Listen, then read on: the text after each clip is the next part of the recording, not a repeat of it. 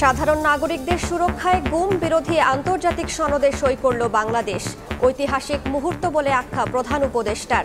মানবাধিকার লঙ্ঘনের বিচারের উদ্যোগ প্রশংসনীয় বলছেন বিশ্লেষকরা। ক্ষমতাকে ধরে রাখার জন্য গুমকে হাতিয়ার হিসাবে ব্যবহার করেছেন।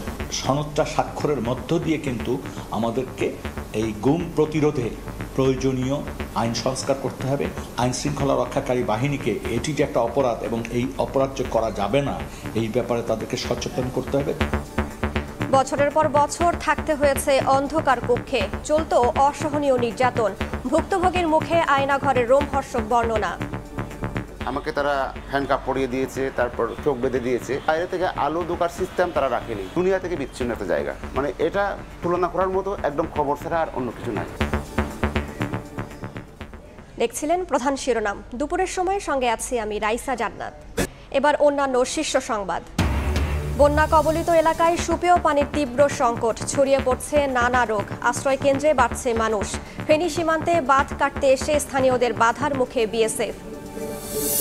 ক্যাপাসিটি চার্জের নামে বিদ্যুৎ খাতে ব্যাপক অনিয়ম। উৎপাদনে না থেকেও সুবিধাভোগীদের পকেটে হাজার কোটি টাকা বলছে মূল্যায়ন বিভাগ। ক্রয় প্রক্রিয়াতেও লুট শত কোটি ডলার। ৩ মাস পর কাটছে সুন্দরবনে প্রবেশের নিষেধাজ্ঞা। সেপ্টেম্বর থেকে খুলছে ম্যানগ্রোভ ফরেস্টের দুয়ার। পর্যটকদের স্বাগত জানাতে প্রস্তুত ব্যবসায়ীরা।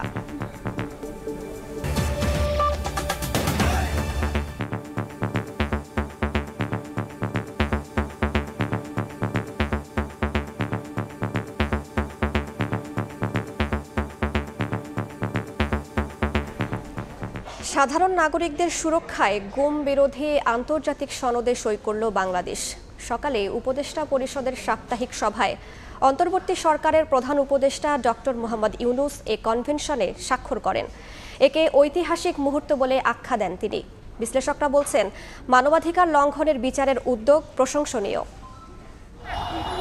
গত ১৬ বছরে বাংলাদেশের মানুষের এক আতঙ্কের নাম গুম খুন। বরাবরই গুমের ঘটনা এক অমীমাংসিত রহস্যে ঘেরা। ক্ষমতায় টিকে থাকতে রাষ্ট্রীয় প্রতিষ্ঠানগুলোকে যথেচ্ছ ব্যবহার করে শেখ হাসিনা সরকার। ৫ আগস্ট পতনের পর একে একে প্রকাশ পেতে থাকে আয়নাঘরের লোমহর্ষক কাহিনী।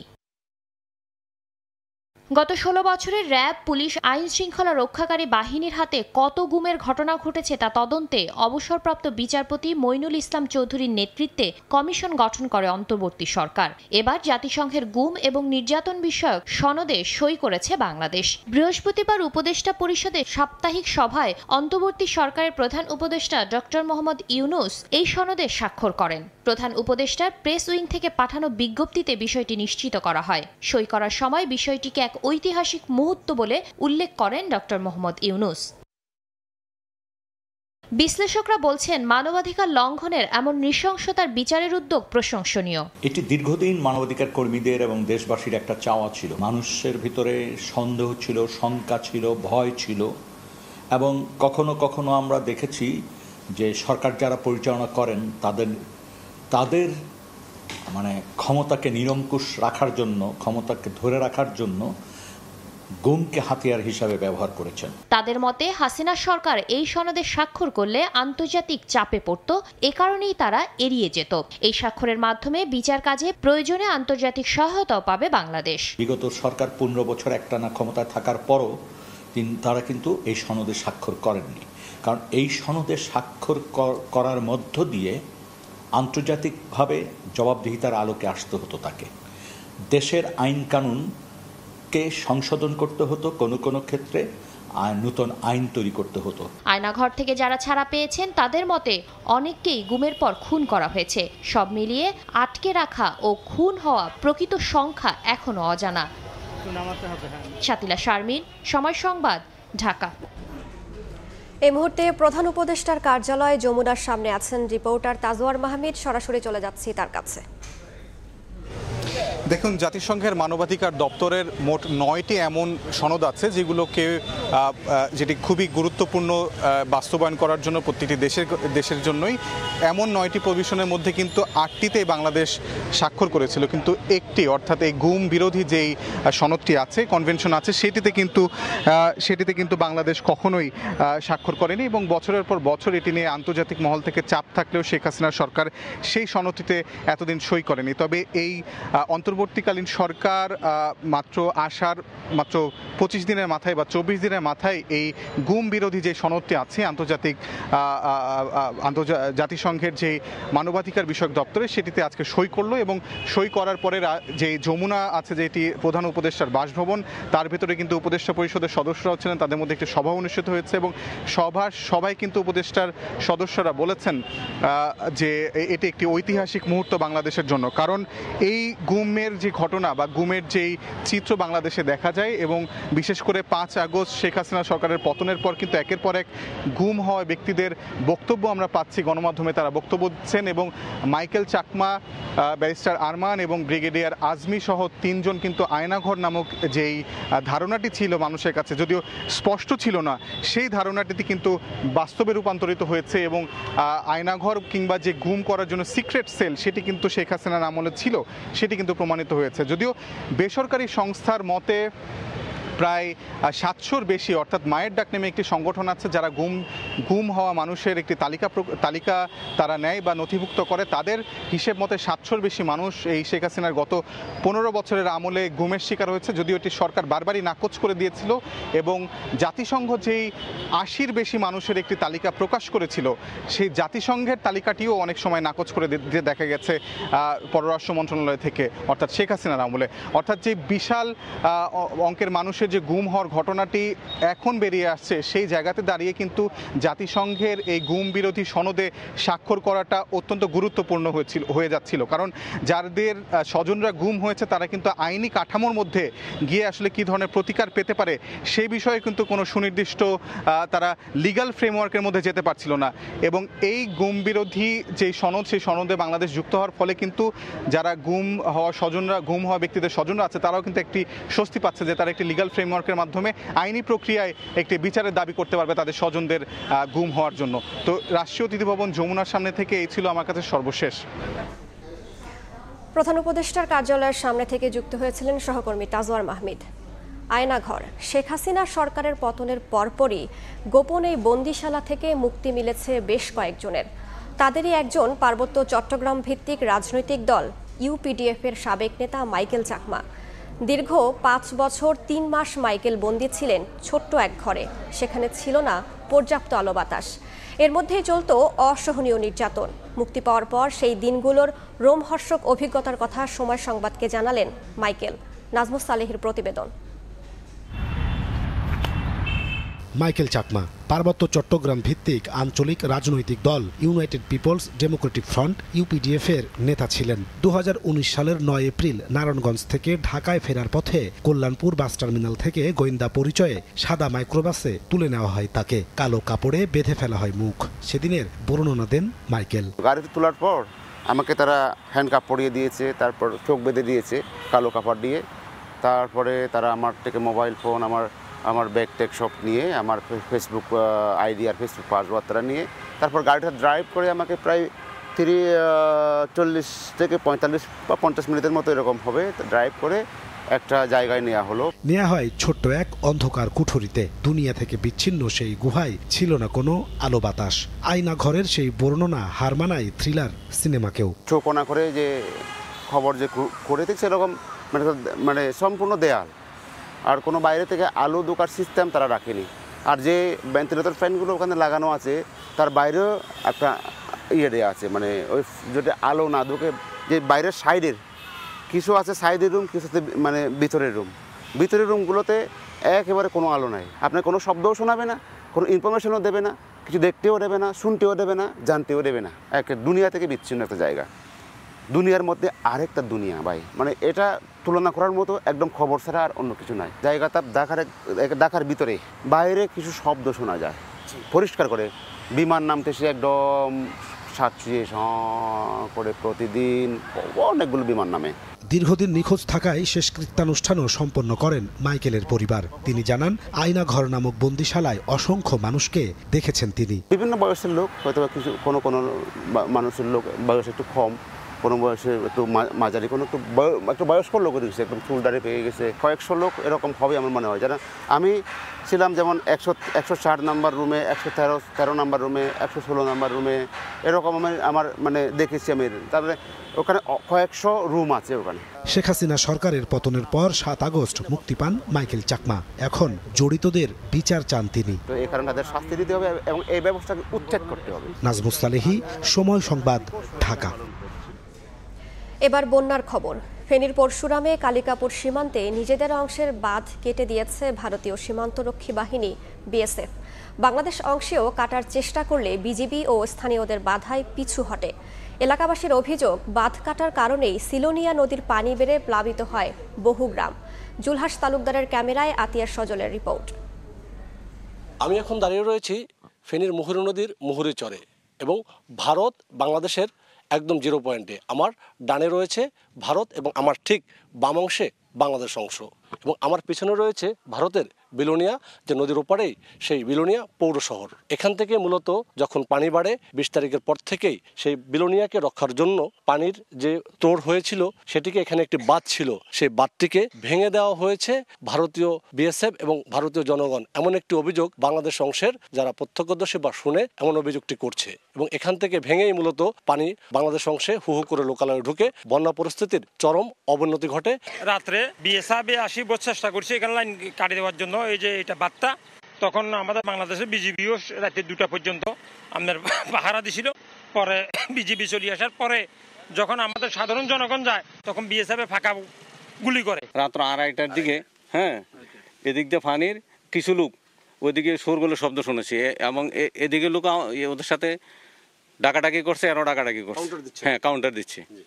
তো এরা অনুমান করছে হয়তো এরা কিছু করবে। আমার সরকার আছে একটা আহ্বান জানাবো, আমাদের এই বেড়িবাঁধটা যাতে পুনরায় নির্মাণ করে দেয়, আর ভারতের সাথে একটা মীমাংসা করে আমাদের বাঁধটা যদি নির্মাণ না করে, তাহলে আমরা পথের ভিখারি, আমরা আর চলতে পারবো না। গত 1 জুলাই প্রথম দফায় 5টি স্থানে এবং জুলাইয়ের শেষ দিকে 17টি স্থানে এই মুহুরী নদীর বাঁধের একাধিক স্থানে ভেঙেছিল। সবশেষ আগস্ট মাসের 22 তারিখ পর্যন্ত ভয়াবহ বন্যায় এখন পর্যন্ত ফেনী, মুহুরী এবং কহুয়া এবং সিলোনিয়া নদীর প্রায় 122 কিলোমিটার দুতীরের বন্যা নিয়ন্ত্রণ বাঁধের অর্ধশতাধিক স্থানে এমন ভাঙন রয়েছে, যার মধ্যে অনেকাংশের ভাঙন রয়েছে যা বাংলাদেশ এবং ভারতের নো ম্যানস ল্যান্ডের কাছাকাছি জায়গায়। আর এ সকল বাঁধ উভয় দেশের আলোচনা সাপেক্ষে যদি দ্রুত মেরামত করা না যায়, তাহলে ভাঙা অংশ দিয়ে পানি প্রবেশ করে আবারও দফায় দফায় বন্যার কবলে পড়ে ফেনী, নোয়াখালী, লক্ষ্মীপুর সহ বিস্তীর্ণ জনপদ আবারও বন্যার কবলে পড়তে পারে বলে আশঙ্কা করছেন স্থানীয়রা। আতিয়া সজল, সময় সংবাদ, ফেনী। বন্যার আরও খবর জানাতে লক্ষ্মীপুরের মান্দারিতে আছেন রিপোর্টার আতাউর কাউসার, ফেনীর পরশুরামে আছেন আতিয়ার সজল এবং কুমিল্লার বুড়িচংয়ে ইশতিয়াক আহমেদ। সরাসরি শুরুতেই যাচ্ছি কাউসারের কাছে। আমি এই মুহূর্তে আছি লক্ষ্মীপুর জেলার মান্দারি ইউনিয়নের গন্ধব্যপুর নামক একটি জায়গায়। এই গন্ধব্যপুরের এই গ্রামটি তুলনামূলক আশপাশের কিছু জায়গা থেকে এখন যে আশ্রয় কেন্দ্রে আছি, এই আশ্রয় কেন্দ্রটি কিছুটা উঁচুতে অবস্থিত, কিন্তু এর চারপাশে চতুর্দিকেই আমরা দেখেছি আসার সময় ঘুরে সব দিকেই পানি, এবং অনেক কষ্ট হয়েছে সেই পানি ভেঙে আমাদেরকে আজ এ পর্যন্ত আসতে। তো যেহেতু চারদিকেই পানি, এদিকে চারদিকের মানুষ প্রচণ্ড দুর্ভোগের মধ্যে আছেন, প্রচণ্ড দুর্গতি তাদের পোহাতে হচ্ছে, এবং এই আশ্রয় কেন্দ্রে এই মুহূর্তে 684 জন মানুষ আছেন, এমনটি আমাদের জানিয়েছেন এই আশ্রয় কেন্দ্রে যারা সমন্বয় করছেন তারা। আমরা দেখতে পাচ্ছি এখন তাদের এই দুপুরের খাবারের ব্যবস্থা করা হয়েছে। তারা বলছেন যে এখানে নিজেরাই তারা যতটুকু পারছেন খাবার দাবারের আয়োজন করছেন, কারণ বাইরের থেকে ত্রাণ খুব একটা এত দূরে এই জায়গায় আসতে পারছে না, এবং অনেকে অভিযোগ করেছেন যে যদি কোনো ত্রাণের গাড়ি এদিকে আসতেও যায়, সেক্ষেত্রে পথিমধ্যে অন্য কোথাও সেই ত্রাণের গাড়ি থেকে ত্রাণগুলো রেখে দেওয়া হয়। যেমন বলেছেন যে গতকালকে এক জায়গা থেকে 500 ত্রাণের প্যাকেট নিয়ে কেউ বা কারা আসছিলেন, পথিমধ্যে 350 প্যাকেটই রেখে দেওয়া হয়েছে, মাত্র 150 প্যাকেট এখান পর্যন্ত এসেছে। এবং একই সাথে তারা অভিযোগ করেছেন যে সরকারিভাবে কোনো ধরনের ত্রাণ এখনো পর্যন্ত তারা পাননি। কিন্তু এখানকার পরিস্থিতি আসলেই যথেষ্ট ভয়াবহ। আমরা দেখেছি যে বেশ কিছু মানুষের ঘরবাড়ি পানির নিচে তলিয়ে গেছে, অনেকের ঘরে কোমর সমান পানি, অনেকের ঘর থেকে নেমে উঠোনে গেলে কাঁধ সমান পানিও হয়ে যাচ্ছে, কিন্তু সেই ক্ষেত্রে সে অনুযায়ী ত্রাণ কিন্তু এই অঞ্চলটিতে এখন এখনো পৌঁছায়নি এবং যে পরিমাণ আশ্রয় কেন্দ্রের যে পরিমাণ মানুষ থাকার কথা তার চেয়ে বেশি পরিমাণ মানুষ এই মুহূর্তে অবস্থান করছেন, কারণ আশেপাশে অনেক দূরের ওয়ার্ডে আর কোনো আশ্রয় কেন্দ্র নেই। এখানে আমরা 4-5টি ওয়ার্ড মিলে একটি আশ্রয় কেন্দ্রই দেখেছি। এই আশ্রয় কেন্দ্রের জায়গার সংকুলন না হওয়ায় অনেকে আশপাশের বিভিন্ন মানুষের বাসা বাড়িতে ছাদে অবস্থান নিয়েছে। সব মিলিয়ে অত্যন্ত করুণ একটি পরিস্থিতি অন্যান্য জায়গার মতো এই জায়গাটিতেও আমরা দেখতে পাচ্ছি এবং ত্রাণ না পাওয়ায় সেই পরিস্থিতি আরো করুণ থেকে করুণতর হচ্ছে। কাজেই তারা সকলেই সরকারি বেসরকারি সকলের কাছে আহ্বান জানিয়েছেন যে যেভাবেই হোক যেন এই ত্রাণ যত দ্রুত সম্ভব তাদের মাঝে পৌঁছানো যায়, তাতে অন্তত তারা খেয়ে পরে বাঁচতে পারবেন এবং পরবর্তীতে পানি নামলে তাদের ঘরে ফেরত যেতে পারবেন, এমনটি তারা আশা করছেন। তো এই যে বন্যার পানি ফেনী থেকে নোয়াখালী হয়ে লক্ষ্মীপুরের দিকে আসছে, ফেনীর কিন্তু বন্যার পানি তুলনামূলক আগের চেয়ে অনেক কমে গেছে। এখন সেখানকার যাবতীয় দুর্ভোগের তথ্য জানতে সেখানে আমাদের সহকর্মী আছেন আতিয়া সজল, সরাসরি চলে যেতে চাই তার কাছে। ফেনীর বন্যা পরিস্থিতি কিছুটা বা অনেকটা উন্নতি হয়েছে, যদিও উন্নতি হলেও বন্যার পানি নেমে যাওয়ার সাথে সাথে কিন্তু বন্যার যে ভয়াবহতা, আকস্মিক যে বন্যা, স্মরণকালের ভয়াবহ এই বন্যা আসলে কতটা ভয়াবহ ছিল তা আসলে না দেখালে বোঝানো যাবে না। আমরা রয়েছি ফেনীর সীমান্তবর্তী উপজেলা পরশুরামের মির্জানগর ইউনিয়নের কাশীনগর গ্রামে। সেই গ্রামের এই যে জায়গাটিতে আমরা রয়েছি, এখানে কিন্তু প্রায় 10-12টি ঘর ছিল, পাকা ঘর, আধা পাকা ঘর। সেইগুলোর ঘরগুলোর কিন্তু এখন কোনো অস্তিত্ব নেই। এখানকার বাসিন্দারা যেটা জানিয়েছেন, বন্যার পানিতে প্রত্যেকটি ঘর তুলার মতো এখানে ভাসিয়ে নিয়ে গিয়েছে। এখানে কিন্তু ন্যূনতম সুযোগ দেয়নি। দেখতে পাচ্ছেন যে বড় বড় গাছ, সেগুলো কিন্তু এখানে থেকে অনেক দূরে তারা ভাসিয়ে নিয়ে গেছে জলের বনের পানিতে। এবং এই যে ভয়াবহতা, এতটা ভয়াবহতা আসলে মানুষ এই অঞ্চলের মানুষ কখনো দেখেনি। এবং এখনও দেখছেন অনেক ভবন সেটি ঝুঁকিপূর্ণ অবস্থায় রয়েছে, ফাটল ধরেছে এবং অনেক ভবন। আসলে বন্যা পরিস্থিতির কথা যদি বলি, বিগত মনে হয় যে এখন যার যে বয়স, এত বয়স তাদের পুরো বয়সে এমন ভয়াবহতা এই অঞ্চলের মানুষ দেখেনি। কিন্তু এখন যে দেখতে পাচ্ছেন যে এখানে ফসলি জমি, মানুষের যে মাঠ রয়েছে, ফসলের মাঠ এবং বিভিন্ন খামার সবাই ক্ষতিগ্রস্ত হয়েছে। আমরা জানতে চাবো একজনের কাছে, আপনাদের এখানে কি ছিল, এখন কি অবস্থা বলুন তো? আমাদের এখানে 9টা ফ্যামিলি ছিল, একবার উচ্ছেদ করে নিয়ে গেছে তুলার মতো, কোনো অস্তিত্বও নাই। দেখেন এখানে এখন 50-60 হাত মাটি আছে, পানি আছে, পানি কোনো কিচ্ছুই নাই। আমরা কিচ্ছু বাঁচাইতে পারি না, 9টা ফ্যামিলি কিচ্ছুই বাঁচাইতে পারে না, শুধু জানটা লইয়ে কোনো রকম বাইকে গেছি, এটাই কিচ্ছু নাই। দেখেন এই ঘরগুলা কিভাবে বাঁচে, বিল্ডিং গুলা কিভাবে, পানির এত হিট পানির আমরা জীবনও দেখি না। শুনছিলেন যে আসলে ওনারা বর্ণনা দিচ্ছেন যে পানির যে ভয়াবহতা, সেই ভয়াবহতা সম্পর্কে বলছিলেন এবং ওনারা শুধু এক কাপড়ে কোনো রকম যানটা নিয়ে পালিয়েছেন, অনেকগুলো ফ্যামিলি বিলীন হয়ে গিয়েছে। এবং জেলা প্রশাসন যেটা বলছেন যে ত্রাণ সহায়তা বা ত্রাণের যে তৎপরতা সেটা অনেকটা শৃঙ্খলিত হয়েছে, কারণ যোগাযোগ ব্যবস্থা স্বাভাবিক হওয়ার কারণে কিন্তু এখন তৃণমূল পর্যায়ে বাংলাদেশ সেনাবাহিনী, নৌবাহিনী, জেলা পুলিশ, বিজিবি সহ র্যাব সবার মাধ্যমে কিন্তু স্থানীয় যারা গণ্যমান্য ব্যক্তিবর্গ রয়েছে, বিভিন্ন কমিটি, সমাজ কমিটি রয়েছে, তাদের মাধ্যমে কিন্তু সংশ্লিষ্টদের কাছে ত্রাণ পৌঁছানোর চেষ্টা করা হচ্ছে। যদিও এখন পানি কমার পর পানিবাহিত বিভিন্ন রোগ দেখা দিয়েছে এবং সে সকল পরিস্থিতি মোকাবেলার জন্য কিন্তু এখন প্রচুর পরিমাণে মেডিকেল টিম এবং যে বিভিন্ন ধরনের ওষুধ দরকার। সেই সাথে যে এই ফেনী জেলার কিন্তু জেলা কৃষি বিভাগ যেটা জানিয়েছেন, প্রায় 50,000 হেক্টরের মতো জমি পুরো ফসল নষ্ট হয়ে গেছে। এখন যেহেতু আমন, আউশ, সেই সকল ধান এখন কিন্তু দেওয়ার মতো বা সেই বীজ ধান ফলার মতো অবস্থা নেই, কারণ সমস্ত কিছু ক্ষতিগ্রস্ত হয়ে গেছে। স্থানীয়রা যেটা বলছেন, তারা বলছেন যে শুধু ত্রাণ নয়, ত্রাণের পাশাপাশি বাংলাদেশের বিভিন্ন জায়গায় যেখানে উদ্বৃত্ত ধানের চারা রয়েছে, সে সকল ধানের চারা যদি ফেনীর কৃষকদের হাতে তুলে দেওয়া হয়, তাহলে এই সকল ধানের চারা লাগিয়ে তাদের যে ক্ষতিগ্রস্ত জমি তা থেকে কিন্তু খাদ্যর মোকাবেলা করা সম্ভব হবে। না হলে খুব সামনে কিন্তু তারা ফেনীর যে খাদ্যমাত্রা, যে খাদ্যের চাহিদা, সেটা স্বাভাবিকভাবে ব্যাহত হবে। আমরা কুমিল্লার বন্যা পরিস্থিতি জানতে চলে যাব, সেখানে রয়েছেন আমাদের সহকর্মী ইশতিয়াক আহমেদ। কুমিল্লা গোবিন্দ নদীর বাঁধ ভেঙে এবং বিশেষ করে ফেনী যে বন্যার পানি, সেই বন্যার পানি কুমিল্লাতে এসে কুমিল্লা জেলা জুড়ে প্রায় 17টি উপজেলার মধ্যে 14টি উপজেলা প্লাবিত হয়েছে এবং এখন পর্যন্ত 12 লক্ষাধিক মানুষ এই মুহূর্তে পানিবন্দী অবস্থায় রয়েছে। একটা বিষয় জানিয়ে রাখতে চাই, আমরা জানতে পেরেছি যে এই মুহূর্তে বন্যায় কুমিল্লা জেলা জুড়ে 15 জনের মৃত্যু হয়েছে বলে আমরা জানতে পেরেছি। এই মুহূর্তে আমি দাঁড়িয়ে আছি কুমিল্লা গোমতী নদীর অর্থাৎ কুমিল্লা বুড়িচং উপজেলার 16 নং ইউনিয়নের বুরবুরিয়া গ্রাম, যেখানে গোমতী নদী বাঁধ ভেঙেছে, তার পাশে যে গ্রামটি, সেই গ্রামে আমরা দাঁড়িয়ে রয়েছি এবং একটু দেখানোর চেষ্টা করি আপনাদেরকে। এই এলাকার যে সড়কটি রয়েছে, অর্থাৎ এই সড়কটি কিন্তু একেবারে ধুমড়ে মুচড়ে গিয়েছে এবং বিশেষ করে রাস্তাগুলো ক্ষতবিক্ষত হয়ে গিয়েছে। এতে করে রাস্তা ভেঙে পানি এখনো লোকালয়ের মধ্যে প্রবেশ করছে। অর্থাৎ যে গোমতী নদীর যে পানি, সে পানি কিন্তু বিপদ সীমা থেকে কিছুটা কমে গেলেও যে বিশেষ করে যে মাটির লেভেল রয়েছে, অথবা যে ক্ষেতের যে লেভেল রয়েছে, ফসলি জমির যে লেভেল রয়েছে, সেই লেভেল থেকে অনেকটা উপরে, যার কারণে গোমতী নদীর পানি এখনো লোকালয়ে প্রবেশ করছে। এবং এই যে নানুয়ার বাজার এলাকা, সেই এলাকায় আমরা এসেছি, আমরা দেখছি যে এই যে সড়কটি, পুরোটা সড়ক কিন্তু একেবারে ধুমড়ে মুছে গিয়েছে, ক্ষত বিক্ষত হয়ে গিয়েছে এবং সেখানে বিভিন্ন অংশ দিয়ে কিন্তু পানি এখনো লোকালয়ে প্রবেশ করছে। অর্থাৎ বুড়িচং উপজেলার যে বন্যার পরিস্থিতি, সেটি কিন্তু এখনো ভয়াবহ রূপ ধারণ করছে। প্রতিনিয়ত কিন্তু একটি পর একটি গ্রাম প্লাবিত হচ্ছে। বুড়িচং, ব্রাহ্মণপাড়া, তার পাশাপাশি দেবিদ্বার, গতকালকে দেবিদ্বারের 3টি ইউনিয়ন প্লাবিত হয়েছে এবং সেখানে 50টি গ্রাম পানির নিচে তলিয়ে গিয়েছে বলে আমরা জানতে পেরেছি। সেখানে 70,000 মানুষ ইতিমধ্যে পানিবন্দী অবস্থায় রয়েছে।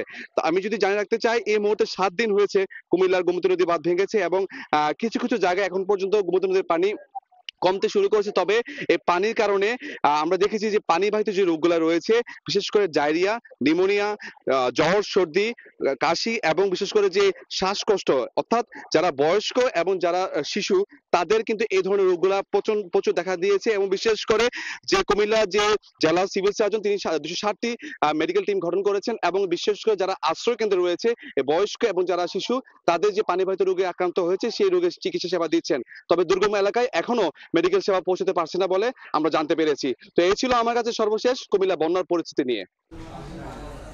সরাসরি যুক্ত ছিলাম কুমিল্লা, ফেনী ও লক্ষ্মীপুরে। বদলে যাওয়া বাংলাদেশের এক অনন্য চিত্র যেন টিএসসি। 8ম দিনেও নগদ অর্থসহ ত্রাণ সামগ্রী নিয়ে ভিড় জমাচ্ছেন সাধারণ মানুষ। অংশ নিচ্ছে বিভিন্ন প্রতিষ্ঠান, সংস্থা ও জেলার সংগঠনগুলো। ত্রাণ সংগ্রহ করা শিক্ষার্থীরা বলছেন, বর্তমানে প্রয়োজন ভারী খাবারের সরঞ্জাম। দেশে বন্যা হলেই ত্রাণের জন্য হাহাকার, না পাওয়ার আক্ষেপ, এমন চিত্র বহু দেখেছে বাংলাদেশ। তবে এবারের চিত্র ভিন্ন। বন্যা কবলিতদের সহায়তায় এগিয়ে এসেছে সব শ্রেণী পেশার মানুষ। বৈষম্য বিরোধী ছাত্র আন্দোলনের গণত্রাণ কর্মসূচির 8ম দিনেও নগদ অর্থসহ ত্রাণ সামগ্রী নিয়ে ঢাকা বিশ্ববিদ্যালয়ের টিএসসিতে ভিড় করছেন সাধারণ মানুষ। উদ্দেশ্য, সবাই একসঙ্গে চলমান দুর্যোগ মোকাবেলার। আপনারা এখানে শরীক হন, পাশে দাঁড়ান, সহযোগিতা করেন। এই ছাত্রছাত্রীদের জন্য আমি যা শুনলাম, স্বর্ণাক্ষরে পৃথিবীতে লেখা থাকবে। ভবিষ্যতে ইনশাল্লাহ আমরা তাদের মাধ্যমে দেশকে আরো সুন্দরভাবে দেখতে চাই। সাতক্ষীরা থেকে কম দামে জিনিসপত্র আমরা ট্রাকে করে এখানে লোড করে নিয়ে আসি এবং তাদের হাতে সকালে আমরা হস্তান্তর করি। সবার জন্য কিছু কাপড় নিয়ে আসছি, প্রায় 24 কার্টুন কাপড়, 1500 লোকের বিভিন্ন রকম শার্ট আছে। বৃহস্পতিবার ব্যক্তি উদ্যোগের পাশাপাশি ত্রাণ নিয়ে হাজির হচ্ছে বিভিন্ন স্কুল, কলেজ, সংস্থা ও প্রতিষ্ঠান। বিষয়টি ছুঁয়ে গেছে বিদেশিদের হৃদয়েও। বিদ্যুৎ বিচ্ছিন্ন এলাকার জন্য চায়না প্রতিষ্ঠান নিয়ে এসেছে 10টি solar panel. Really high and many people are homeless, so we have responsibility to help Bangladeshi people. আমরা কিছু 10 সেট সোলার প্যানেল এবং 10 সেট সোলার লাইট নিয়ে আসছি আর কি এখানে দেওয়ার জন্য। ত্রাণ সংগ্রহ করা শিক্ষার্থীরা বলছেন, বর্তমান পরিস্থিতিতে প্রয়োজন গণরান্নার জন্য ভারী খাবারের বাজার। গণরান্না কর্মসূচি যেটি ঘোষণা করেছি সেটি গতকাল থেকে মূলত শুরু হয়েছে। কুমিল্লায় কয়েকটা স্পটে আমরা সেটি শুরু করেছি, কয়েকটি গাড়ি আমাদের গিয়েছে। তো আমরা এখন যেটি করতে যাচ্ছি, আসলে গণরান্না কর্মসূচিটি আসলে চালিয়ে নিতে যাচ্ছি। বন্যা পরিস্থিতি স্বাভাবিক হওয়া পর্যন্ত ত্রাণ সংগ্রহ চলবে বলে জানিয়েছেন শিক্ষার্থীরা।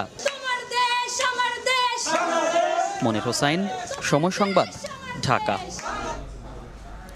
রাজধানীর গুলশান থেকে সাবেক বাণিজ্য মন্ত্রী টিপু মুন্সিকে গ্রেফতার করা হয়েছে। দুপুরে তাকে আদালতে তোলার কথা রয়েছে।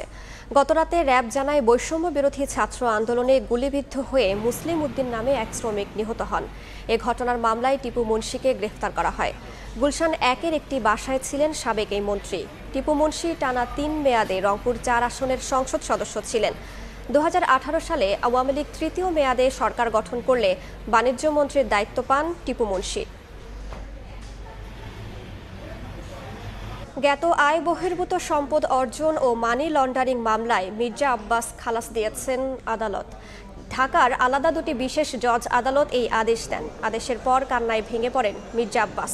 আইনজীবী বলেন, রাজনৈতিকভাবে হয়রানি করতেই এসব মামলা করা হয়েছিল। জ্ঞাত আয় বহির্ভূত 7.5 কোটি টাকার সম্পদ অর্জন ও মানি লন্ডারিংয়ের অভিযোগ এই মামলা করা হয়। এর আগে মির্জা আব্বাসের বিরুদ্ধে বিচারাধীন দুর্নীতির মামলা প্রত্যাহার করে দুদক।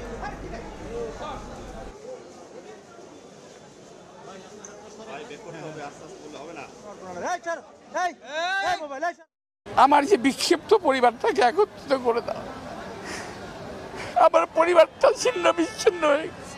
আমি দীর্ঘদিন অসুস্থ অবস্থায় এই কোর্টের বারান্দায় আপনারা দেখেছেন আমাকে বহুবার। আজকে এখানে যারা আছে সকলেই আমার মতো কম বেশি ভুক্তভোগী। আমি বিশ্বাস করি আল্লাহর যে রহমত, আল্লাহর যে বিচার, এই বিচার থেকে কোনো মানুষ রেহাই পাবে না। আল্লাহর রহমত যেমন আমাদের উপর বর্ষিত হয়েছে, তেমনি আল্লাহর বিচারও তাদের উপর বর্ষিত হবে। ওরা যে যেখানে আছে ওখানেই শাস্তি পাবে। এই মুহূর্তে সিএমএম আদালতে আছেন রিপোর্টার মাইনুল হাসান, সরাসরি যাচ্ছি তার কাছে। দুর্নীতির অভিযোগে দুদকের করা একটি মামলায় কিছুক্ষণ আগে মির্জা আব্বাস এবং তার স্ত্রী আদালত থেকে অব্যাহতি পেয়েছেন এবং এ সময় দুটি মামলা ছিল, মূলত একটি মানি লন্ডারিংয়ের এবং জ্ঞাত আয় বহির্ভূত সম্পদ অর্জনের অভিযোগে। জ্ঞাত আয় বহির্ভূত সম্পদ অর্জনের অভিযোগের মামলায় একমাত্র আসামি ছিলেন মির্জা আব্বাস এবং মানি লন্ডারিংয়ের যে মামলাটি, সেই মামলায় আসামি ছিলেন মির্জা আব্বাস এবং তার স্ত্রী। পরে আদালত দুটি মামলায় তাদেরকে অব্যাহতি দেন এবং পরে মির্জা আব্বাস আদালতে কান্নাও করেন যে গত 15 বছর ধরে তাদের বা 17 বছর ধরে তাদেরকে নির্যাতনের মুখোমুখি হয়েছেন, এই কথাও তারা আদালতে তুলে ধরেন। এদিকে আজ সকালে কিন্তু সকাল 7টায় সাবেক আইনমন্ত্রী আনিসুল হক এবং শেখ হাসিনার শিল্প উপদেষ্টা যিনি ছিলেন বেসরকারি শিল্প বিনিয়োগ উপদেষ্টা সালমান এফ রহমানকে আদালতে হাজির করা হয় যে রিমান্ড শেষে, এবং অপর একটি মামলায় হত্যা মামলায় তাদেরকে রিমান্ড চাওয়া হয়। তখন আদালত তাদেরকে 4 দিনের রিমান্ড মঞ্জুর করেন। অপরদিকে সেনা কর্মকর্তা জিয়াউল হাসান এবং সাবেক এমপি সাদেক খানকেও কিন্তু এই সময় সকাল 7টায় রিমান্ড আবেদন করা হয়, তখন তাদেরকেও 4 দিনের রিমান্ড মঞ্জুর করেন আদালত। পরে এদিকে আজ কিন্তু যে গতকাল রাতে র্যাবের হাতে গ্রেফতার সাবেক বাণিজ্য মন্ত্রী টিপু মুন্সিকেও কিন্তু আদালতে হাজির করার কথা রয়েছে। তবে মূলত তাকে গতকাল রাতে গুলশান থেকে র্যাব গ্রেফতার করে রংপুরের একটি হত্যা মামলায়। তবে এখন পর্যন্ত এই ঢাকার আদালতে কোন মামলায় হাজির করা হবে তা কিন্তু এখনও আমরা জানতে পারিনি। জানতে পারলে অবশ্যই আপনাদেরকে জানিয়ে দেবো। এদিকে আজ আদালতে যেই বিষয়গুলো ছিল, মির্জা আব্বাসের যদি আমি ফিরে যাই, মির্জা আব্বাসের যে মামলাগুলো ছিল এগুলো তত্ত্বাবধায়ক সে 2007 সালে দায়ের করা মামলা ছিল এবং এই একটি ছিল যে আরেকটি মামলা যেটি ছিল দুদকের দায়ের করা মূলত জমি নিয়ে বা জমি বরাদ্দ নিয়ে। সেই মামলাটি আজ কিন্তু দুদক প্রত্যাহার করে নিয়েছে। দুদক পক্ষ থেকে আজ সকালে ঢাকার বিশেষ জজ আদালত 4-এ এই মামলাটি প্রত্যাহারের জন্য আবেদন করা হয় এবং আবেদনের পরিপ্রেক্ষিতে পরে আদালত মামলাটি প্রত্যাহার করার অনুমতি দেন এবং মামলাটি প্রত্যাহার হয়। এ ছিল ঢাকা মহানগর দায়রা জজ আদালত থেকে আমার কাছে সর্বশেষ। সরাসরি যুক্ত ছিলাম সিএমএম আদালতে। বিএনপির শীর্ষ নেতাদের সঙ্গে সাক্ষাৎ করেছেন রাশিয়ার রাষ্ট্রদূত আলেকজান্ডার মান্টিটস্কি। সকালে গুলশানে দলের চেয়ারপারসন কার্যালয়ে বিএনপি মহাসচিব মির্জা ফখরুল ইসলাম আলমগীরের সঙ্গে সাক্ষাৎ করেন রাশিয়ার রাষ্ট্রদূত। এ সময় দলটির স্থায়ী কমিটির সদস্য আমির খসরু মাহমুদ চৌধুরী ও শামা ওবায়দ উপস্থিত ছিলেন। সাক্ষাতে দুদেশের বাণিজ্য, জ্বালানি এবং নির্বাচন প্রসঙ্গে আলোচনা হয়। বৈঠক শেষে বিএনপির স্থায়ী কমিটির সদস্য আমির খসরু মাহমুদ চৌধুরী জানান, দেশের স্বাধীনতা সার্বভৌমত্বের ক্ষতি করে এমন কারোর সঙ্গে সম্পর্ক রাখতে চায় না বিএনপি। নির্বাচন ইত্যাদি নিয়ে ওরা জানতে চাচ্ছে, এগুলো বিষয়ে তা আমরা বলেছি আমরা তো ইতিমধ্যে আমাদের অবস্থান পরিষ্কার করেছি, যত শীঘ্রই একটি নির্বাচিত সরকারের কাছে হস্তান্তর করা যাবে। আমরা কোনো টাইম ফ্রেম জানতে চাইছি, আমরা কোনো টাইম ফ্রেম বলিনি। আমরা সিলেক্টিভলি কোনো দেশকে আগে কিংবা পরে সেভাবে দেখি না। বিএনপির পররাষ্ট্রনীতি হচ্ছে আমরা সবার সাথে সুসম্পর্ক রেখে, আমার নিজের দেশের আর্থিক ক্ষতি করে, আমার দেশের জনগণের ক্ষতি করে, দেশের ইন্টারেস্টের ক্ষতি করে, দেশের স্বাধীনতা সার্বভৌমত্বের অসুবিধা করে কোনো সম্পর্ক কারোর সাথে হতে পারে না। সুতরাং এইটা রাশার বেলায় অ্যাপ্লাই করি ইকুয়ালি। উপদেষ্টা পরিষদের সভা শেষে কথা বলছেন বন, পরিবেশ ও জলবায়ু বিষয়ক উপদেষ্টা সৈয়দা রেজওয়ানা হাসান। সরাসরি যাচ্ছি সেখানে। বোর্ডকে অভিনন্দন জানিয়েছি। বন্যা পরিস্থিতি নিয়ে বিস্তারিত আলোচনা হয়েছে, সমন্বয়ের কথা উঠেছে। বন্যার কারণে রপ্তানিমুখী যে সকল শিল্প ক্ষতিগ্রস্ত তাদের যেন শ্রমিকদের স্বার্থ সুরক্ষিত থাকে সেজন্য সরকারের পক্ষ থেকে সহায়তার কার্যক্রম গ্রহণ করা হয়েছে। আমাদের প্রায় সকল মন্ত্রণালয় এবং অধিদপ্তরের কর্মকর্তারা ইতিমধ্যে তাদের বেতনের একদিনের টাকা জমা দিয়েছেন, বাকি যারা জমা দেননি জমা দেওয়ার প্রস্তুতিতে আছেন। আমাদের অর্থক্ষেত্রে সংস্কারের অংশ হিসেবে কতগুলো গুরুত্বপূর্ণ কাজ শুরু হয়েছে, সেটা আপনারা এখন নিজেরাই দেখছেন। একটা হচ্ছে যে একটা সিদ্ধান্ত হয়েছে যে কালো টাকা সাদা করার যে বিধি এবং রীতি সেটা বন্ধ করে দেওয়া হবে। হ্যাঁ, কারণ এখান থেকে সরকার যেটুকুন টাকা আনতে পারে সেটুকুন টাকা দিয়ে সরকারের যে খুব বেশি কিছু আগায় তা না, বরং মূল্যবোধটা অনেক বেশি অবক্ষয়িত হয়। ফলে এটার বিরুদ্ধে স্পষ্ট একটা সিদ্ধান্ত হয়েছে। অর্থ পাচারের বিরুদ্ধে কার্যক্রম শুরু হয়ে গেছে। আরেকটা হচ্ছে অত্যাবশ্যকীয় পণ্যের দাম মানুষের ক্রয় সীমানার মধ্যে রাখতে যা যা করার দরকার সরকার সেই কাজগুলো করা শুরু করে দিয়েছে। আমাদের হজ একটা অনেক বড় ব্যাপার বাংলাদেশি মুসলমানদের জন্য। এই হজের ক্ষেত্রে একটা সিন্ডিকেট আমরা দেখতে পাই যেটা হজের প্যাকেজের মূল্য অনেকটা বাড়িয়ে তোলে। তো হজের যে খরচ সেটা যৌক্তিকভাবে যাতে কমানো যায় সেজন্য সংশ্লিষ্ট মন্ত্রণালয় কাজ শুরু করেছে। আমরা রাজনৈতিক দলগুলোর সাথে আলাপ আলোচনার প্রক্রিয়াটা চালু রাখব। তাদের কাছ থেকে সংস্কার প্রস্তাব যা আসবে সেগুলোও গ্রহণ করব। সে ব্যাপারে একটা পদ্ধতির বিষয়ে কথা হয়েছে। আমাদের আগে একটা পদ্ধতি ছিল জিও এনজিও কোঅর্ডিনেশন, সরকার এবং বেসরকারি প্রতিষ্ঠানগুলোর কোঅর্ডিনেশন, সেটাকে আবার রিভাইজ করার একটা সিদ্ধান্ত নেওয়া হয়েছে। আর আমরা দায়িত্ব গ্রহণের সময় থেকে 1 মাসের মধ্যে কোন কোন মন্ত্রণালয় কি কি কাজ করেছে, সরকার কি কি কাজ করেছে সেগুলোর ব্যাপারে একটা নোট প্রস্তুত করে আপনাদেরকে দিয়ে দেব। হজের সম্ভাব্য খরচটা কত হতে পারে? না, এরকম খরচের কোনো কত হতে পারে, কত কমাবে এসব কথা হয়নি। তবে প্যাকেজটা যে অনেক বাড়তি এবং এটা যে কমানো সম্ভব এটা দেখা গেছে প্রাথমিক বিশ্লেষণে এবং কমানোর জন্য ব্যবস্থা। আমি না বলি নাম বলবেন কালো টাকা সাদা করা যে সেটা তো একটা বাজেটের ভিত্তিতে হয়েছিল, এখন তো অর্থ বছরের প্রায় 1-1.5 মাস চলছে।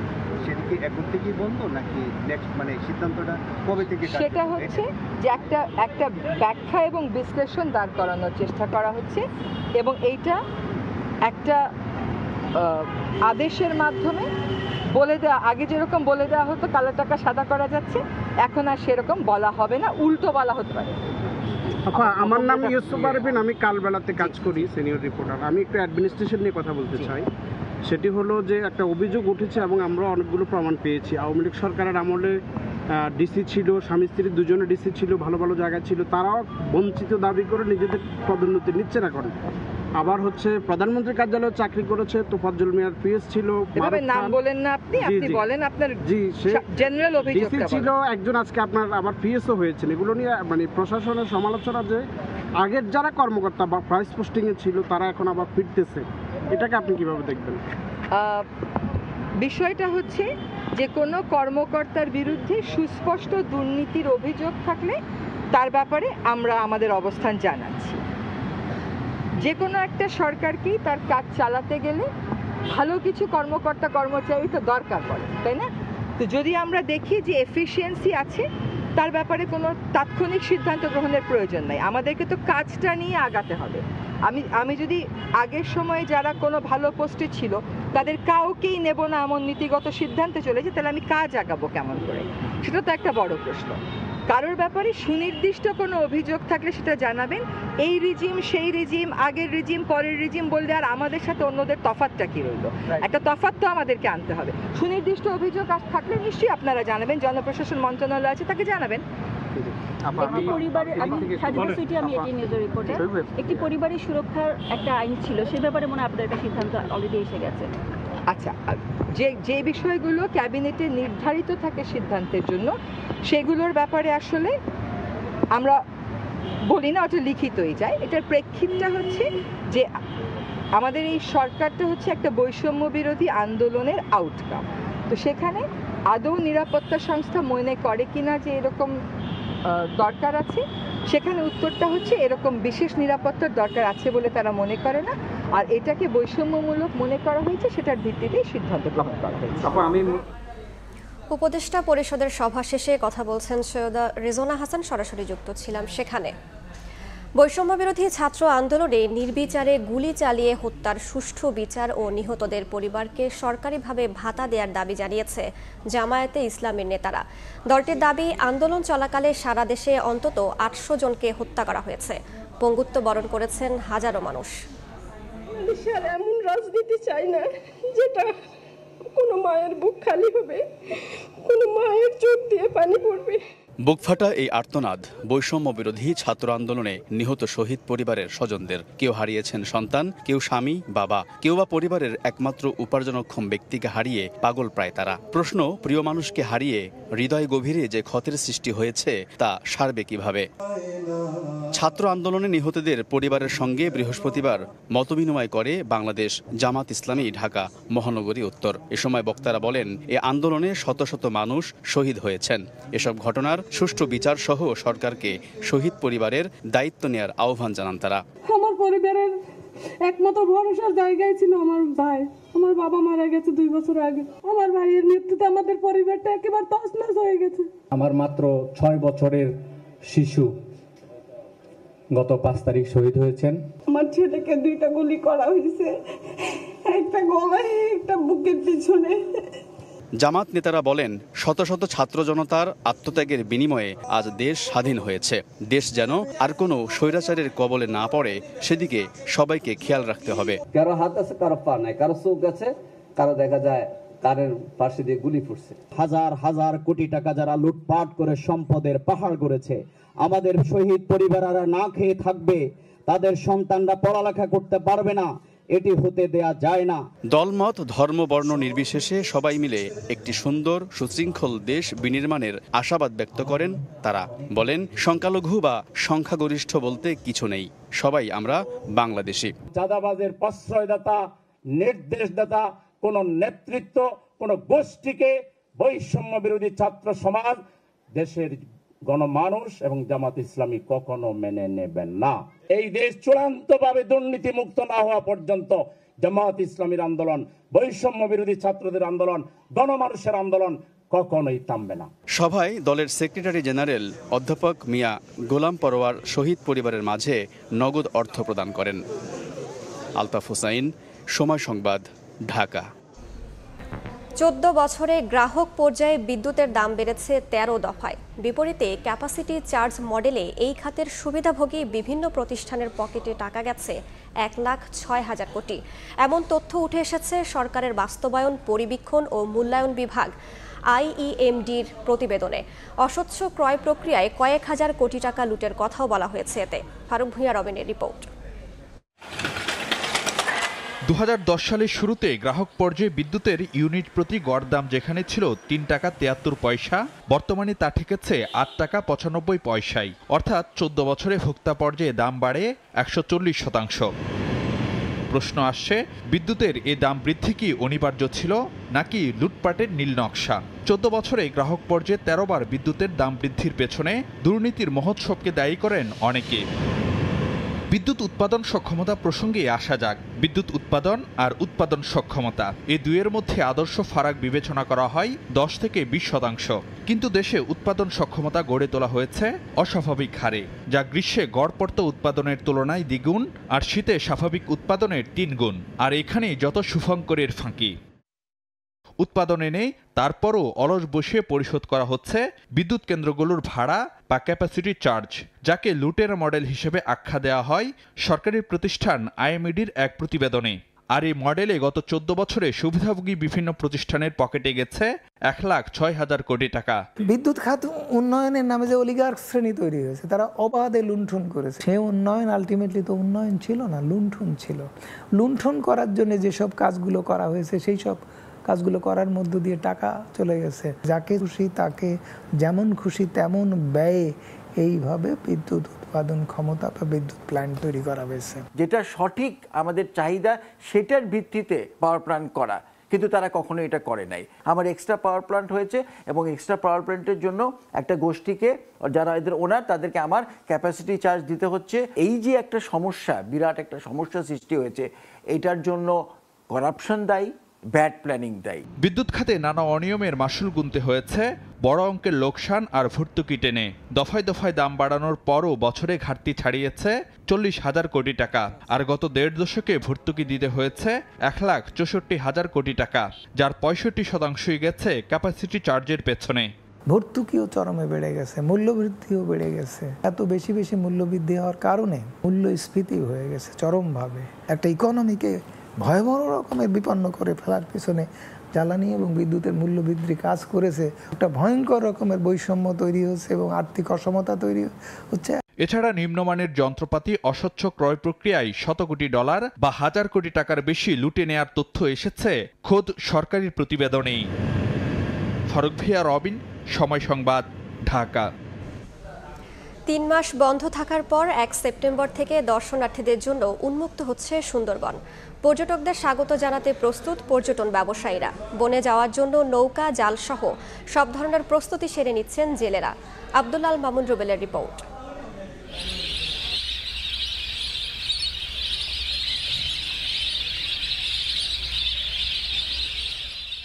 জুন, জুলাই, আগস্ট 3 মাস ধরে সুন্দরবনে প্রবেশে নিষেধাজ্ঞা চলছে। 1 সেপ্টেম্বর থেকে সবার জন্য উন্মুক্ত হচ্ছে বিশ্বের সবচেয়ে বড় এ ম্যানগ্রোভ বন। 3 মাসে নতুন রূপ পেয়েছে সুন্দরবন। তার সৌন্দর্য যেন হাতছানি দিয়ে ডাকছে দর্শনার্থীদের। করমজল, হারবাড়িয়া, দুবলা, কটকা, কচিখালী, নীলকমল সহ সমুদ্র তীরবর্তী ও বনাঞ্চলের সবকটি পর্যটক স্পট দর্শনার্থীদের জন্য প্রস্তুত করা হয়েছে। পর্যটন ব্যবসায়ীরা নতুনভাবে সাজিয়েছেন লঞ্চ ও অন্যান্য নৌযান। 1 সেপ্টেম্বর থেকে চালু হবে। আমরা যেতে চাই, বুকিং করে আমরা ইনশাল্লাহ যাওয়ার জন্য মুখিয়ে আছি। তো আগ্রহ হচ্ছে রয়্যাল বেঙ্গল টাইগার মুক্তবনে দেখা। আমরা সাধারণত পার্কে বা চিড়িয়াখানায় দেখি। পর্যটনের সারাও যথেষ্ট ভালো, কারণ এখন দেশের পরিস্থিতি অনেক ভালো আছে, রাজনৈতিক অস্থিরতা নাই। বর্ষার মধ্যে সুন্দরবন যেটা অন্যরকমের মজা, জাহাজের ভিতরে পানি পড়ে, বৃষ্টি পড়ে, সেটাও দেখতে ভালো লাগে আর বনটাও দেখতে ভালো লাগে। এদিকে বনে যাওয়ার জন্য জাল ও নৌকা সংস্কার সহ সব ধরনের প্রস্তুতি সেরে নিচ্ছেন খুলনা, বাগেরহাট ও সাতক্ষীরা অঞ্চলের জেলেরা। 3 মাস যাইতে পারিনি, আমরা খুব কষ্টে দিন কাটাইছি। আমরা পাস সার্ভে যাব, জঙ্গলে ইনকাম করব, বৈধভাবে আমরা জঙ্গলে যাব, মাছ মাছ ধরব। বন বিভাগ বলছে 3 মাস বনে প্রবেশের নিষেধাজ্ঞার ইতিবাচক প্রভাব পড়েছে। পর্যটক ও জেলেদের প্রবেশের জন্য নেওয়া হয়েছে সব ধরনের প্রস্তুতি। প্রকৃতি নিজেকে রিকভার করতে সক্ষম হয় আমি মনে করি, এবং এতে সুন্দরবনের সার্বিক পরিবেশ, প্রকৃতি উন্নত হয়েছে। চলতি মৌসুমে মাছ ধরার জন্য সুন্দরবনের 2 বিভাগ থেকে এরই মধ্যে প্রায় 8,000 নৌকার পাস নবায়ন করা হয়েছে। সুন্দরবনের প্রাকৃতিক সৌন্দর্য উপভোগ করতে গড়ে প্রতি বছর 2 লক্ষাধিক দেশি বিদেশি পর্যটক ভ্রমণে আসেন। এ খাতে বছরে গড়ে 4 কোটি টাকা রাজস্ব আদায় করে বন বিভাগ। আব্দুল্লাহ আল মামুন রুবেল, সময় সংবাদ, খুলনা। দেশের বাইরের খবর। নির্বাচনের আগে আবারও মামলার চাপে পড়লেন সাবেক মার্কিন প্রেসিডেন্ট ও রিপাবলিকান প্রার্থী ডোনাল্ড ট্রাম্প। এবার তার বিরুদ্ধে 2020 সালের নির্বাচনী ফল পাল্টে দেওয়ার চক্রান্তের অভিযোগ আনা হয়েছে। আগের অভিযোগের সঙ্গে এবারের তফাৎ হলো ট্রাম্পকে সাবেক প্রেসিডেন্ট হিসেবে নয়, বরং রাজনৈতিক প্রার্থী হিসেবে অভিযুক্ত করা হয়েছে। যুক্তরাষ্ট্র থেকে লস্কর আল মামুনের রিপোর্ট। 1 মাস বাদে 5 নভেম্বর মার্কিন প্রেসিডেন্ট নির্বাচন। চিরপ্রতিদ্বন্দ্বী ডেমোক্রেটিক ও রিপাবলিকান পার্টির প্রচারণায় মুখর নির্বাচনী মাঠ। শেষ মুহূর্তের প্রচারণায় ব্যস্ত সময় পার করছেন কামালা হ্যারিস ও ডোনাল্ড ট্রাম্প। এর মধ্যে কিছুটা সুবিধাজনক অবস্থায় সরকারি দলের প্রার্থী মার্কিন ভাইস প্রেসিডেন্ট কামালা হ্যারিস প্রচারণা চালালেও বিরোধী দল রিপাবলিকানের হয়ে হামলা আর মামলার প্রতিকূল পরিবেশে লড়ছেন সাবেক মার্কিন প্রেসিডেন্ট ডোনাল্ড ট্রাম্প। সুপ্রিম কোর্টের আদেশে কিছুটা স্বস্তি মিললেও হঠাৎ করে পুরনো মামলায় নতুন সম্পূরক অভিযোগ কপালে চিন্তার ভাঁজ ফেলেছে ট্রাম্পের। 2020 সালের নির্বাচনে ডেমোক্র্যাট প্রার্থী জো বাইডেনের কাছে পরাজিত হওয়ার পর ট্রাম্পের বিরুদ্ধে নির্বাচনী ফল পাল্টে দিতে প্রতারণা ও দাপ্তরিক কার্যক্রমে বাধা দেওয়ার ষড়যন্ত্রসহ 4টি অভিযোগ আনা হয়। চলতি বছরের 1 জুলাই সেই মামলা থেকে ট্রাম্পকে দায় মুক্তি দেয় যুক্তরাষ্ট্রের সুপ্রিম কোর্ট। প্রেসিডেন্ট হিসেবে সাংবিধানিক ক্ষমতা বলে ট্রাম্প দায়মুক্তি পাওয়ার অধিকার রাখেন বলে রায় দেন দেশটির সর্বোচ্চ আদালত। এবার ওই মামলায় নতুন সংশোধিত অভিযোগও সেই 4টি অভিযোগই রয়েছে। আগামী কয়েক সপ্তাহের মধ্যে ওয়াশিংটনের জেলা বিচারক নতুন অভিযোগ নিয়ে শুনানি করবেন বলে জানা গেছে। এদিকে নতুন অভিযোগের কঠোর সমালোচনা করেছেন ট্রাম্প। নিজের সামাজিক যোগাযোগ মাধ্যম ট্রুথ সোশ্যালে দেয়া এক পোস্টে তিনি বলেন, পুরো মামলাটি সুপ্রিম কোর্টের দায় মুক্তির রায়ের ভিত্তিতেই পরিচালিত হতে হবে। নির্বাচন থেকে জনগণকে সরাতে নতুন এই অভিযোগ আনা হয়েছে বলেও দাবি তার। নতুন অভিযোগে আশ্চর্য হওয়ার মতো কিছুই নেই বলে জানিয়েছে ট্রাম্পের আইনজীবীরা। খেলার খবর, বিকেলে বোর্ড সভায় বড় রদবদল আসতে যাচ্ছে দেশের ক্রিকেটে। 11 পরিচালক আত্মগোপনে থাকায় নতুন স্ট্যান্ডিং কমিটির রূপরেখা চূড়ান্তের পাশাপাশি বাতিল করা হবে পূর্বাচল ক্রিকেট স্টেডিয়ামের দরপত্র। জাতীয় দলে হেড কোচ চান্ডিকা হাথুরু সিংহের ভবিষ্যৎ কী হবে সেই বিষয়েও আসবে সিদ্ধান্ত। এই মুহূর্তে ক্রিকেট বোর্ডে আছেন রিপোর্টার সাজিদ মুস্তাহিদ। বিস্তারিত জানতে সরাসরি যাচ্ছি তার কাছে। আর কিছুক্ষণ পর কিন্তু শুরু হতে যাচ্ছে বাংলাদেশ ক্রিকেট বোর্ডের এই সভা, এবং এই সভা ঘিরে কিন্তু অনেকেরই বেশ আগ্রহ আমরা দেখতে পাচ্ছি। গণমাধ্যমের উপস্থিতিও কিন্তু বেশ উল্লেখযোগ্য। এরই মধ্যে বিসিবির সভাপতি এবং যেই পরিচালকদের থাকার কথা তারা কিন্তু চলে এসেছেন বিসিবিতে। আমরা দেখেছিলাম গত যে 21 তারিখ যে বোর্ড সভা হয়েছিল, যেই সভাতে সভাপতি হিসেবে দায়িত্ব গ্রহণ করেছিলেন ফারুক আহমেদ, সেই পরিচালকরাই কিন্তু আজ এসেছেন এবং এর কারণে আজকের এই সভায় যদি বেশ কয়েকজন পরিচালক যদি উপস্থিত না থাকেন, তারা বিসিবির যে গঠনতন্ত্র রয়েছে সেই গঠনতন্ত্র অনুযায়ী কিন্তু তারা তাদের পরিচালক পদ হারাতে পারেন। সেক্ষেত্রে হয়তো নতুন করে নির্বাচন দিয়ে হয়, এরপর আমরা দেখতে পারি যে হয়তো বেশ কয়েকজন পরিচালক হিসেবে দায়িত্ব গ্রহণ করতে পারেন। এখন আজকের সভায় কিন্তু এজেন্ডা অনেকগুলোই রয়েছে। বেশ কিছু কমিটির স্ট্যান্ডিং কমিটি যেগুলো রয়েছে সেগুলোতে কিন্তু যারা দায়িত্ব পালন করেন যে বোর্ড পরিচালকরা, সেগুলো শূন্য রয়েছে। আজ সে দায়িত্বগুলো বন্টন করা হবে। ক্রিকেট অপারেশনস চেয়ারম্যান ছিলেন জালাল ইউনুস, তিনি পদত্যাগ করেছেন। সেই জায়গাতে হয়তো আমরা বাংলাদেশের ক্রিকেটের অন্যতম সেরা কোচ যাকে গণ্য করা হয় নাজমুল আবেদিন ফাহিম, তাকে হয়তো সেই গুরুত্বপূর্ণ ক্রিকেট অপারেশনসের দায়িত্ব দেওয়া হতে পারে। এছাড়াও BPL governing council, tournament committee ছাড়া অনেকগুলো কমিটি কিন্তু রয়েছে যার দায়িত্ব পালন করা পরিচালকরা আত্মগোপনে রয়েছেন।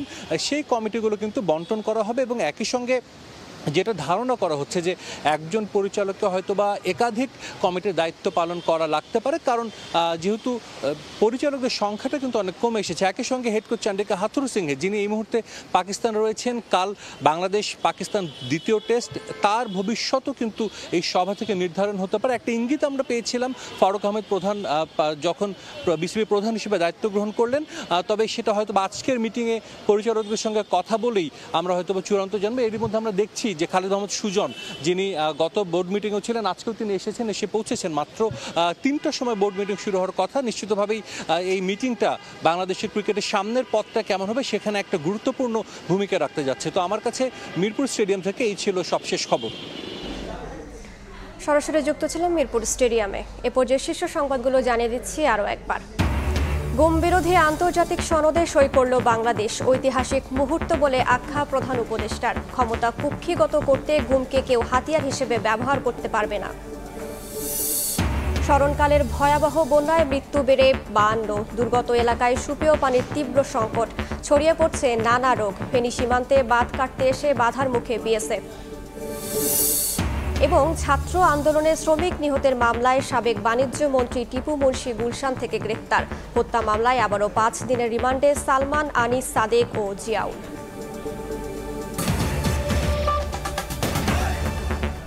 এই ছিল দুপুরের সময়ে, সঙ্গেই থাকুন সময়ের।